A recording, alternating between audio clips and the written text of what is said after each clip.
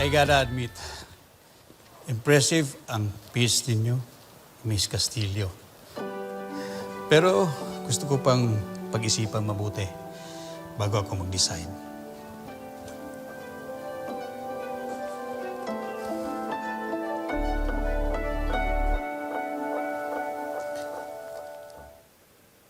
Sir, is she your wife? Yes, siya si Donna, lola ni Angeline. She's twice your age, so don't need any ideas. I wouldn't dare. Ikaw ba? Hindi ka ba nag-aasawa? Iyo? Wala pa ho. Single. Still having fun. Ganyan din ako dati. Akala ko okay lang akong maging single, ready to mingle, habang buhay. Alam mo naman tayo mga lalaki. We like to have fun as long as we can.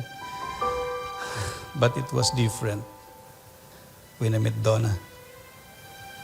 She was very kind and loving at sobrang patient and understanding niya. Naniwala sa akin na pwede ako magbago at magtino.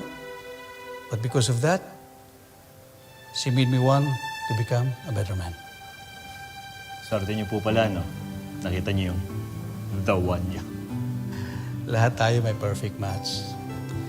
Lagi kasi tayong napapaligiran ng maraming babae na hindi mo nakikita. Pero pagbuksan mo mga mata mo, malay mo, nasa paligid na lang ang babaeng para sa'yo.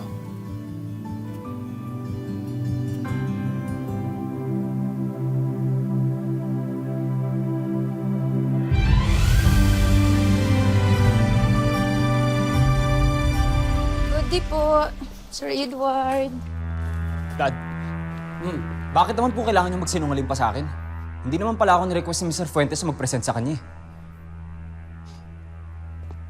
Diba sabi mo, gusto mo ng chance para i-prove ang sarili mo? Well, there you have it. Sana sinabi niyo sa akin agad. Hindi yung pinagmukha niyo akong tanga.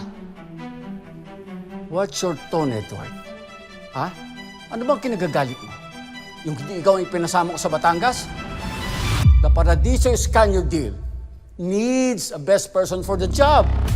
Si Paolo yun at hindi ikaw. I can close that deal, Dad. Kailangan mo lang ako bigyan ng chance. Ibang ka ba? Sa tingin mo, kumbinsin mo si Mr. Escanio with your personality? In your dreams, Edward.